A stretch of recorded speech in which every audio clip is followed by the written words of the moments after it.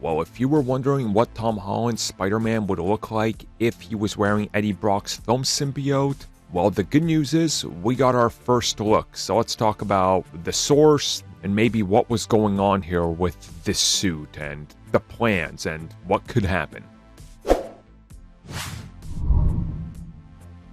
So first up, there are actually two images we are going to go over here. There is the one where Tom Holland's face is fully exposed because the mask is not on, and then there is a second one where the mask is on. Now, to talk about both of these, I think it's exactly what you would expect the suit to look like if you took the Venom movie suit and slapped it on top of Tom Holland's Spider-Man. And you guys know how I like to do this, so let's start with the ground up approach. So making our way up the suit, I definitely dig the whole like organic look to it.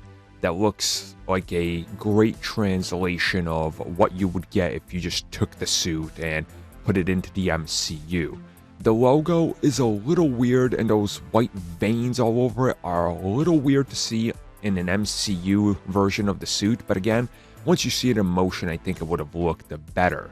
Now, as we make our way up, again, the logo, it's exactly what you, I think, would want. And then you got the mask there and the eyes, which I think look pretty much spot on to what you would ultimately hope to get when you make this suit. Like, we've seen art that pretty much look exactly like this, so this is exactly what I think everybody would want. And speaking of art, this was posted by multiple scoopers out there and being reported as real. Now, some people have come out and said, well, it's not. The original source, I believe, said that it was, but maybe they backtracked at the time of this recording. I'm not sure. I haven't really followed it.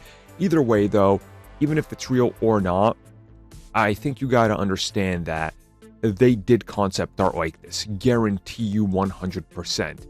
And you have to realize that it would have ended up something like this. And whatever happens next with Spider-Man, whether he faces Venom or not, and I mean Tom Holland's Spider-Man, or another version of Spider-Man, whichever Peter or however happens to get on a Spider-Person, the suit is going to be something like this, I would assume. Now again, I'm personally a little iffy on some of the aspects of it, but again, that's just because it's art, right? It's supposed to be a concept art. Maybe this guy did do concept art before it got out, and then, you know, it wasn't accepted. This does happen. That's how we've gotten plenty of concept art before for canceled video games and other projects.